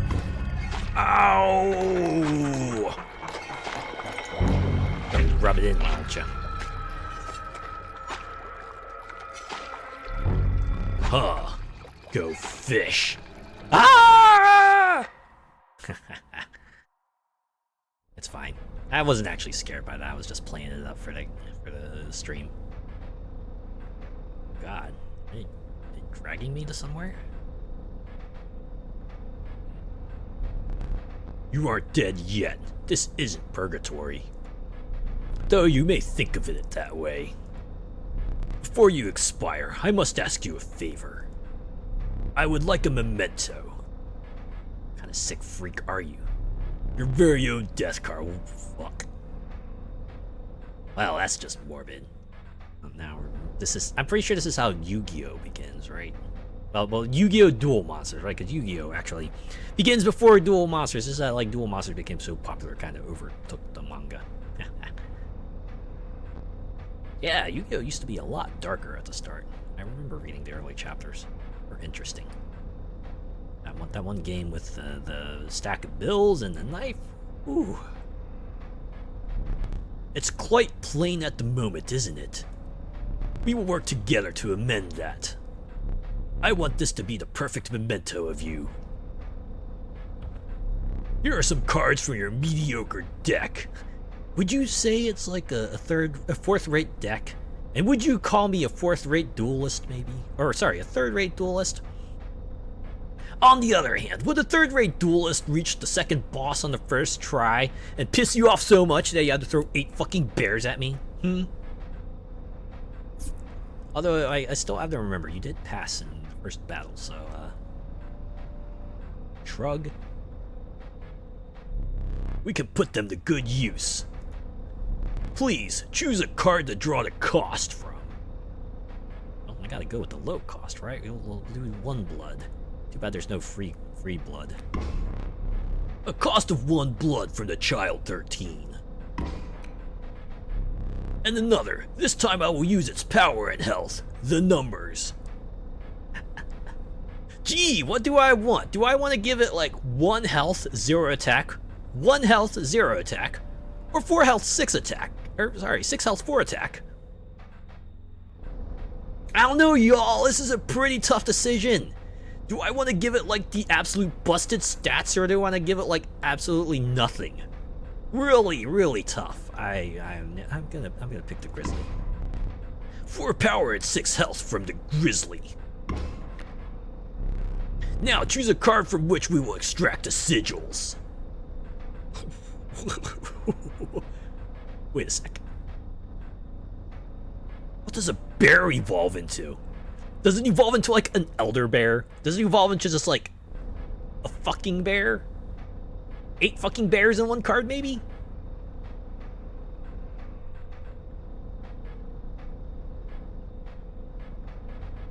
The Flying Sigil is like actually a double-edged sword, because You will be able to attack the opponent directly, but the opponent will also be able to attack you directly. Kind of the thing. And if both lanes have airborne, well, good luck. Hopefully you got more damage than they do. I kind of want to do like the move and evolve, because it will definitely be able to weather the storm, right? Evolve into a better version of itself. Like, it's not gonna turn into a different creature with base stats, right? It's gonna be added on top of what it's already got. Yeah, I'm gonna do it. I'm gonna pick Elk Fawn. Assidual Sprinter and Assidual Fledgling from the Elk Fawn. I never did ask for your name. Oh, my name, huh? Well, what sort of name would we give for a 1-blood cost creature that can move to the right and also gets better in a turn?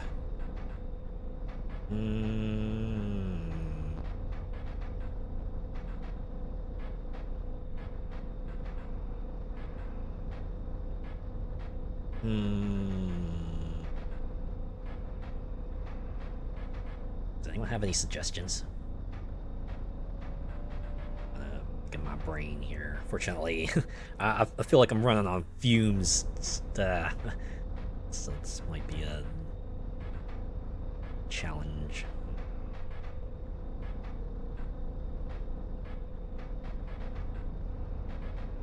You know what? It's just my name. It's Azure. There's now but one final matter. The portrait.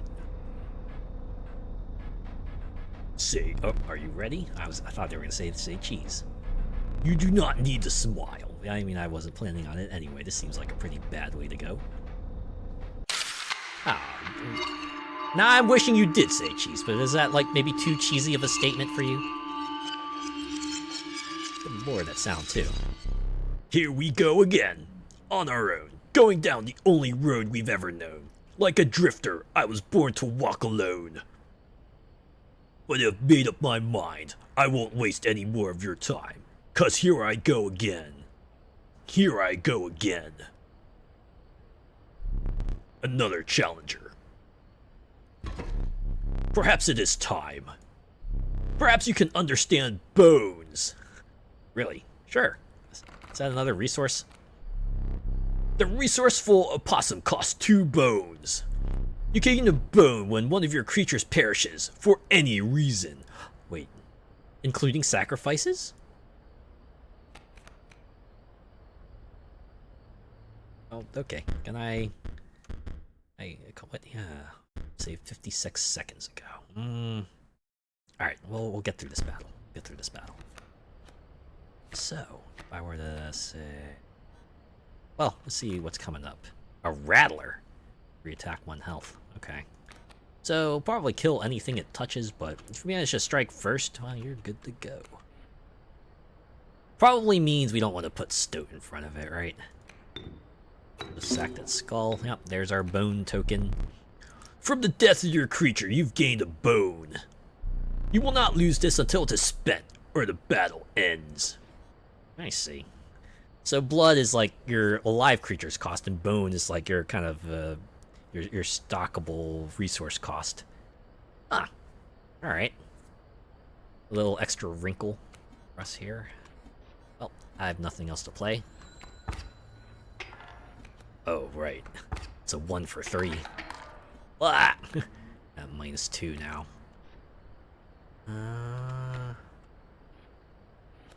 Oh yeah, I can play the squirrel, and then I sack the Stoat and the squirrel to throw the wolf in front of the Rattler, and then the Rattler dies. Which does mean I have to sacrifice the Stoat. I'm sure the Stoat will not like that. Wow, I was asleep again? I mean, would you rather be awake? I could go awake. Now I can play the possum, right? The 1/1. I should have put that in front of the Rattler. Curse me and my inability to read cards. Here's another one. Great. Well, it was nice knowing you, Wolf. Ooh, I do have a squirrel in a bottle. Let's do that. Let's just break that open. Should at least keep the wolf out to chump block the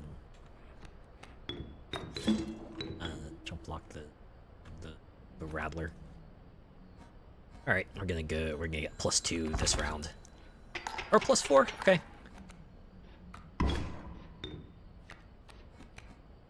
Yeah, and we're gonna win, just like that. Just keep on chump blocking the rattler until it's all over, just like that. Okay. Do I have to? Oh. I forgot your figurine. Get up and fetch it for me. Sure thing. It's beside the safe. Uh-huh. Emil Hart! Hello! Thank you so much for the raid. Welcome, everyone. Hello, I am Azure Gale. I am a cross-dressing card mage, wandering wind master. I like indie games, I like racing games, I like tabletop-esque games. I like games that kind of combine those together, which is why I am doing a first playthrough of Inscryption tonight. I do apologize for the alerts not working. I think I must have broke something in the process. Let me give you a shout out here. Let's see. Hi, games and demos. Were you doing another wheel of demos? What demos did you check out this time? Oh, hey, it's a cutie. Yes, I see. Yes, it is a cutie. It is nice. Cutie, recognize cutie, right? I hope you are doing well. But yeah, I also did a debut today. Yeah, this is the first time I'm using my model proper on a stream. So this is pretty cool. I've been meaning to get around Inscryption for a while, but I kind of wanted to wait because, because like being a card mage and all, and playing a card game felt like the perfect context with which to play a game like this. So this is pretty cool. Oh snap! Ads. All right, I'm assuming you're stuck in ads, so I will hang around for a bit. I'm gonna wait 90 seconds. I will try to put some time on the clock. So imagine you're like playing chess, right? You're playing chess. You're just like watching that timer run down. No, that's like a slightly different context, right? You want to try to end your turn as fast as you can, then, and that way you have more time on the clock. In this case, I want to run the clock down. This is more like so it's the last 30 seconds of the basketball game, right? And you're leading by like 5, and so you gotta like try to hold on to the ball as long as you can, right? Try to run that clock down so that when the turnover happens and the other team gets the ball, they have as little time as possible to make that shot. You just pray to God that they don't have like some sort of miracle 3-point shot from downtown to close the gap needed to get to the required score needed to win the game and steal victory from the jaws of defeat and all that. Yeah. Depending on which side you're on, that could be like the ultimate heartbreak or the ultimate windfall, right? You were checking out Jet Runner Card Dealer Simulator and Fuga Memories of Steel 2. Oh, Jet Runner is a pretty rad one. I did play the demo for that a little earlier, but yeah, I like how it's like a combination of Titanfall and Ninja Warrior, and it's got like a couple notable voice actors too, so that's like pretty cool. Card Dealer Simulator, I imagine, is like pretty awesome. Another one on the pile of simulators, but if the underlying mechanics work, then hey, it's all cool.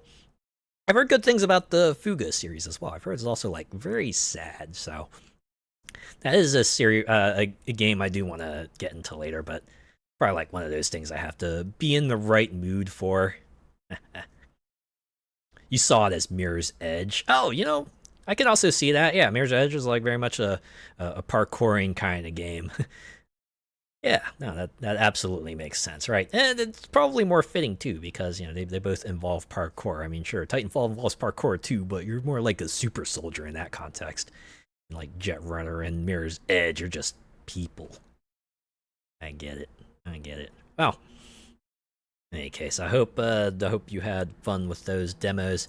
and Emil Hart and Raiders. If you need to go get some rest and refreshment, do a little stream aftercare, please feel free to do so. But if you want to see me just like try to survive in this cabin and play this roguelike card game, pull up a chair and then get back in here.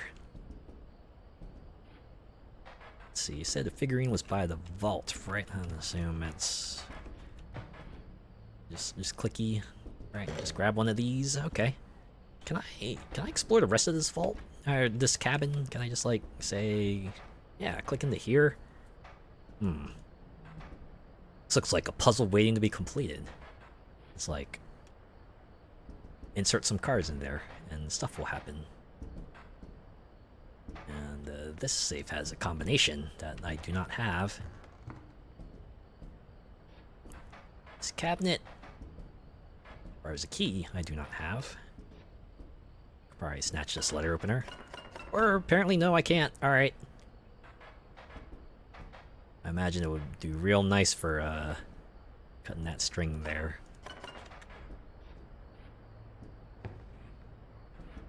This guy is staring at me, just like, okay, whenever you're done poking about the cabin, come back to the table and we'll continue our little game here. Oh wait, can I pull these teeth out? Oh. Oh! Do they get applied to the current game? Also, are these teeth gonna replenish? Did I just like end up wasting those gold teeth? Oh, hey, I can spin the globe. Hee! Spin the globe. Did anyone else like doing that? Just to see like a loose thing that you can spin and you just end up spinning it as fast as you can. I think I did that at, like a historical site once. There was like a really giant wheel that was really easy to spin, so you know, kid me was just like, yeah, let's spin that real fast, and then eventually one of the employees had to come over and was like, hey, that's not a toy, stop spinning it so hard, you might break it. And I'm like, sorry. It's all fun and games until you get caught, right? Okay, let's look at the clock. What does the clock have? Oh, it rotates. Ah, I see, okay. It's got 3 dials and... Wait... Maybe there's a time somewhere I can pay attention to? Wait! That says 273 on it. Hey, yo. So if I were to put this in here, maybe... Just like 273. Yeah, alright, look at that. A stink bug. Oh, hello. I wasn't sure if I would ever escape that iron crypt. Is the stoat around? The stunted wolf? This madness must end. Put that away. Am I gonna get to see it in future runs? Also, that's a key, right? Can I take the key? Am I not allowed to take, or can I go over here and use that key there, or is this all I get for now? Do I have to maybe play some more puzzles before I get the... Seriously, oh wait, can I not grab the key because I already have a figurine in my hands? Are my hands so small that I can only hold one item at a time? Alright, let's go back here. Let us continue. Alright, let's get a card. The nefarious rattler, a brittle creature, once past its monstrous fangs. You have a cost of 6 bones, damn. It'll be a while before you ever come out. The meager coyote, but what did you expect for only 4 bones? Only 4 bones, he says, but that's like 4 dead creatures already. The unkillable cockroach, it returns to your hand after dying. Like, once or multiple times? So we'll find out. Yeah, a copy of it is created in your hand. They don't say if it has a bone or not. Or like, an unkillable sigil or not. That being said, a perpetual 1/1 chump blocker it's nothing to sneeze at. Compared to, say, Coyote and Rattler, which are only going to exist for like a split second before vanishing. Yeah, let's take the chump blocker. Wait. Do cockroaches generate bones? You know, you're free to get up again. To keep your blood flowing. Sure, That's the main reason to do that, right? I am no tyrant. You may stand whenever the map is unrolled. It allows me time to plan your next encounter. But do keep your hands off my possessions. Yeah, well, what if I don't want to? I can shake the hammer. Aha, shake the hammer. Well, I'd assume, like, the other unlit parts of the cabin will light up later. Oh, wait, let me see if I can grab that key. Yes, I can. Let's go. We're opening this up. Probably put that figurine there so you can't get too far ahead. And figuring out these meta puzzles. And what's this? Oh. Okay, wait.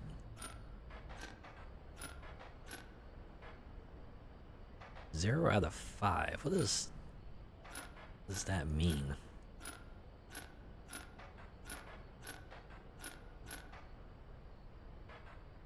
If I do this here, I'm gonna get 5, right? It's gonna be 5, yeah. A skink? I forgot that I had put that there. Very well, you may add it to your deck, and I'll deal you one every so often. Yoink. Oh, wait, no, there's another puzzle here. Ooh, okay. So that one now it teaches you how it works, and now this one is like, can you figure out what to do? Once again, deal 5, but may not be as easy as you think.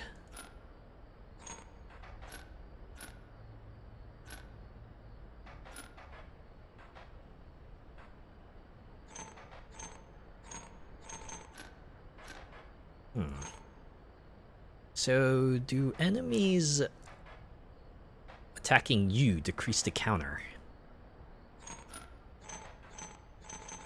Okay, so this one's gonna blocked regardless. So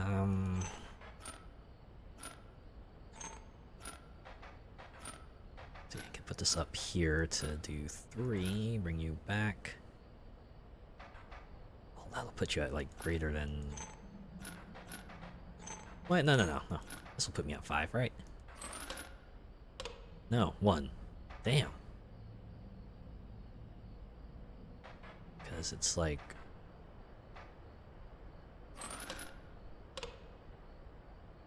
I'm curious, why is that 1? I thought it would have been 5. Less. Yeah, of course that's 0. Okay, what if I pulled them? Oh, no, can't pull that, so pull that one. Try to pull this one this way. Alright. So it has to be 5 from your side. Can't be 5 from their side. Oh! Okay, so that's how you do that.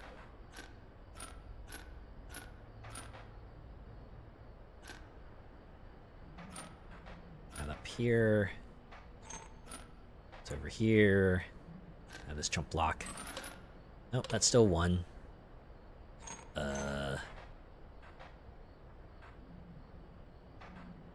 Okay, this puzzle is confusing.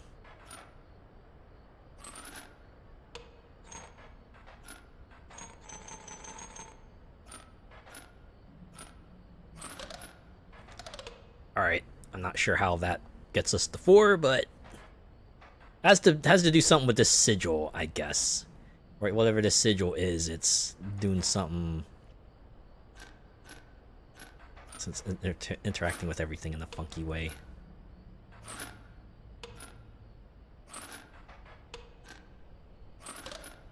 Oh, 3.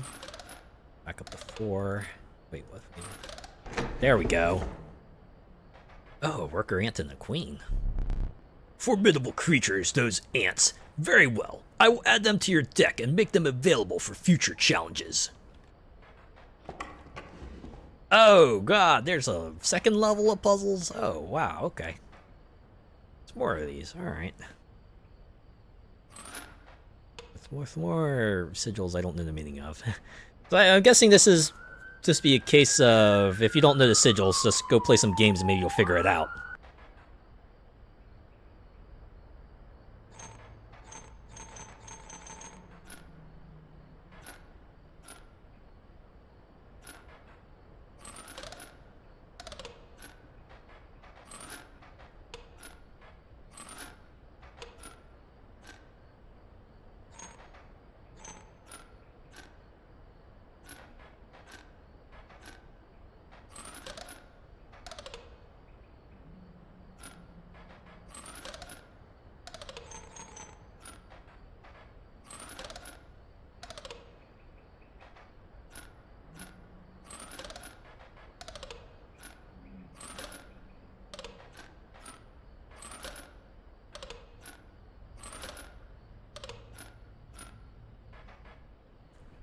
my goodness.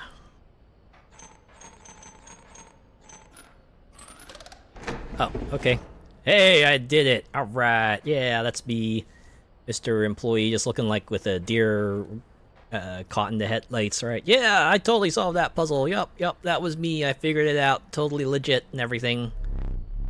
Curious. Caged wolf, huh?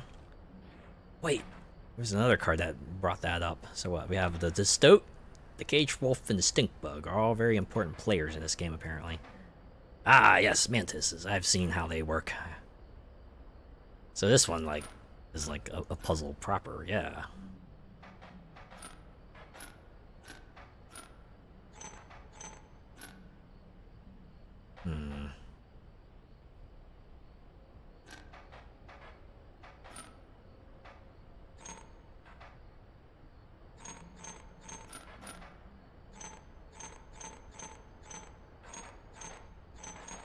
Okay. You're not movable.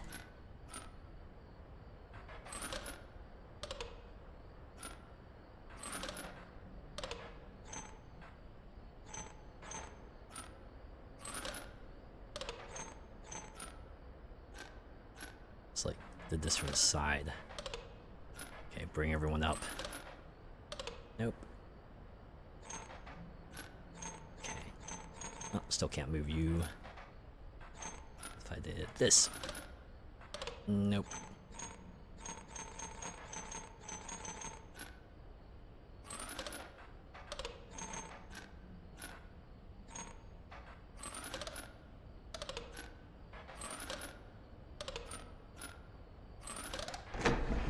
Oh yeah! Oh, what the? Without having met her, this wood carving is meaningless. In time, you will understand its power. You do not know yet what the true horrible power of what you wield, or something like that.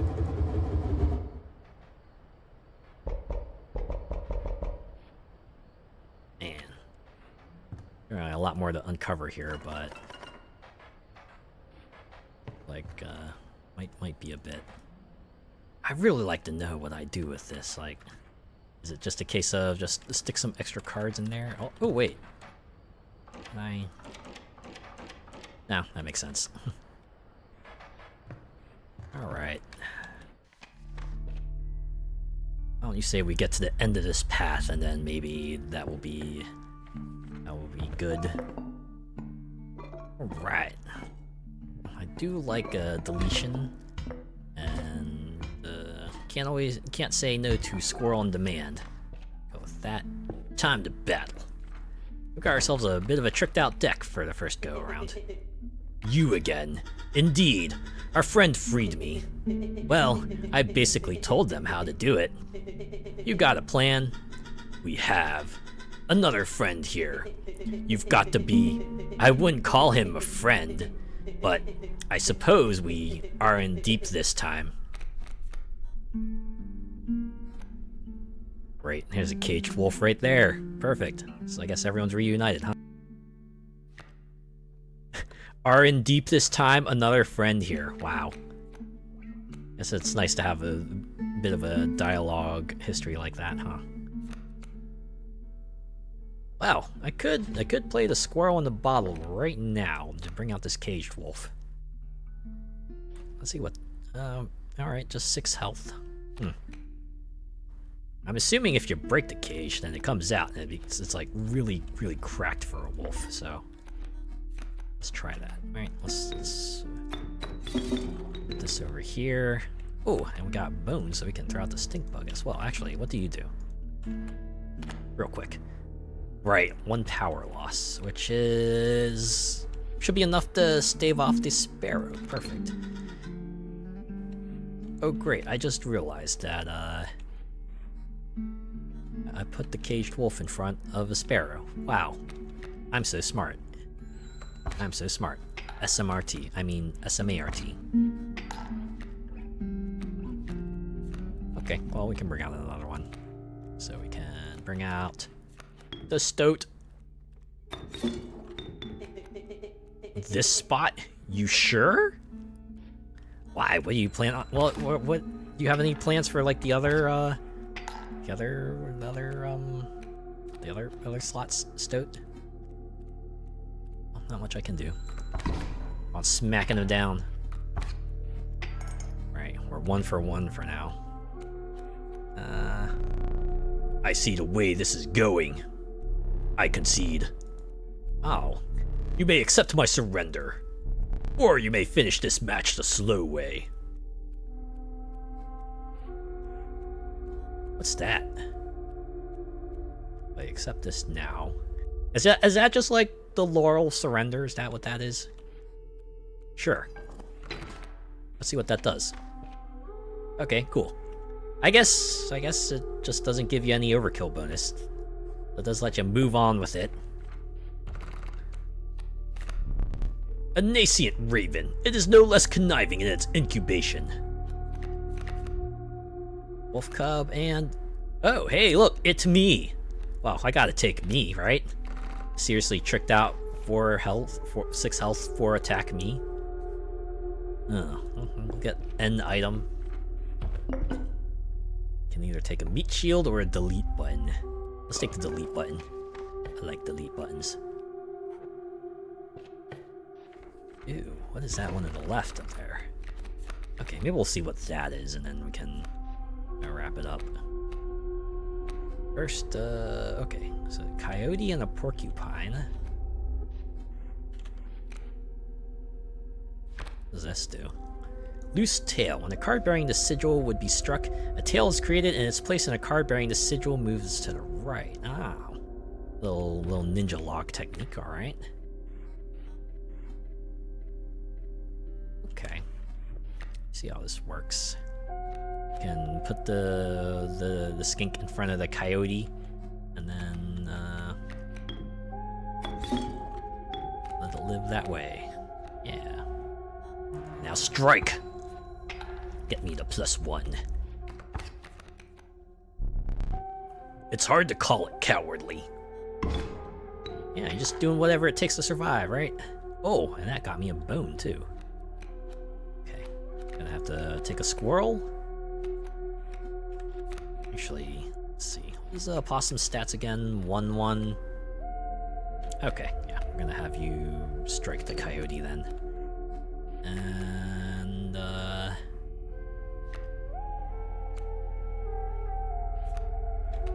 yeah, I'll wait. Right, we can bring out the Ant Queen next turn. I should see what the Ant Queen does. Ant Spawner. When a card bearing the sigil is played, an ant is created in your hand. Okay. What does the other sigil do?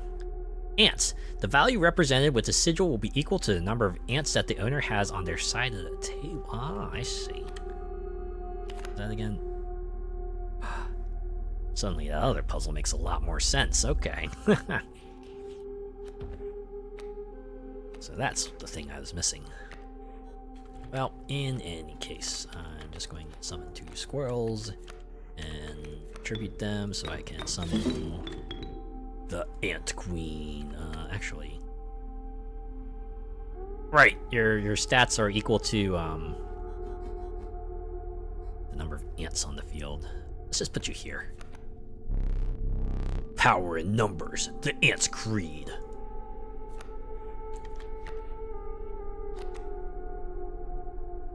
It's just when an ant is played. So an Ant Queen kind of encourages you to play more Ant Queens, or at least find other creatures that have ants in the symbol. Alright, I need a blood sacrifice, so we'll just wait. Oh, blow for blow. No harm, no foul.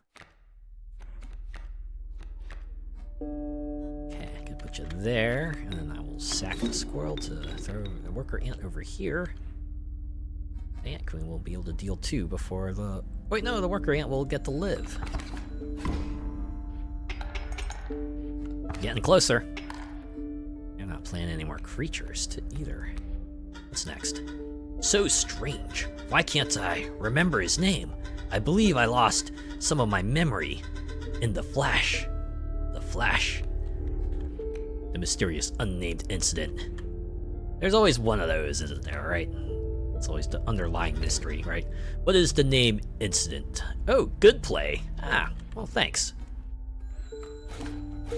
She only takes self-damage. But it doesn't matter. We win. Maps back out. Oh, wait. Now that I think about it, those cost nodes are going to be a lot more interesting now, aren't they? Might potentially offer us a cost of bones. Okay, we have elk fawn, wolf cub, and sparrow. Wow, I'm gonna go with elk cub, I think. Right, might as well try to have them survive for a turn so they can become beefier. Unless...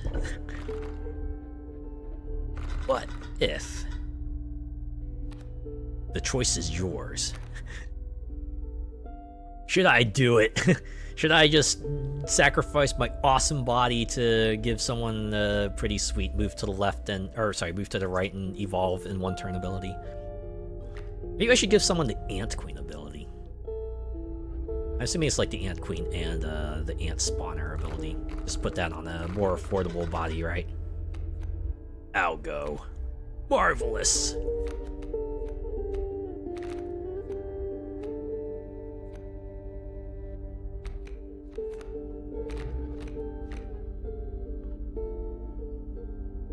Did I put on the cage wolf? Nah. Oh, wait. I just realized that worker ant spawned permanently. Oh. Fascinating. So if I were to give the worker ant the Ant Queen ability, it would be cheaper to deploy, which would make them stronger. But then my deck would just continuously get flooded with more and more ants. Okay, so that's how that works. All right. And eventually your deck becomes really unwieldy because you got like so many ants in there. You're barely able to play your Ant Queen, which is like the seriously tricked out card that you want out there. Dude. It's kind of nuts. Okay, what if I don't sacrifice that? What if I... to give the stink ability to someone a bit more durable?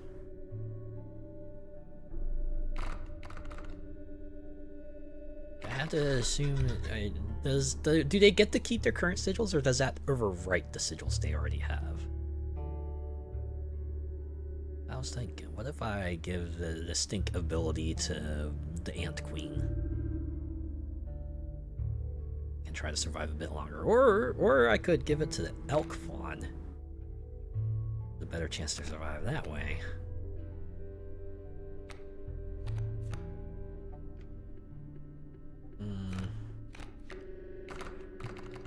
Yeah, let's do it. Right. Nothing ventured, nothing gained. We'll see if Elk Fawn gets the stink and loses something in the process. Okay, it just gets plastered on the card. If there's no space in the rules text, it'll just put it on the art. Alright. Well, now we'll get to see what this one does.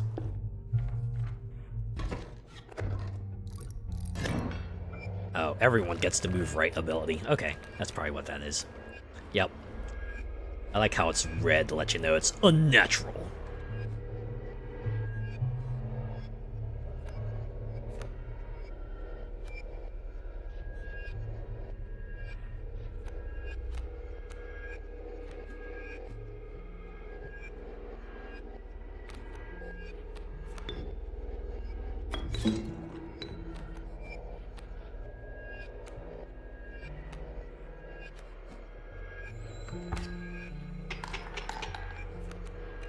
Now I think about it, there's probably not going to be a creature that has more than four attack, right?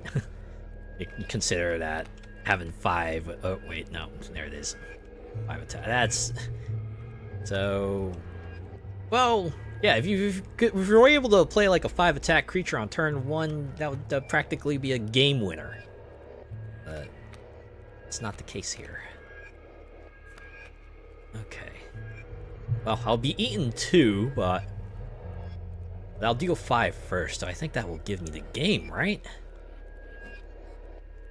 Bing bong! Yep, 2 extras. Let's go. You did it, you bested the special circumstance. Well, alright. I'm seeing trappers up next.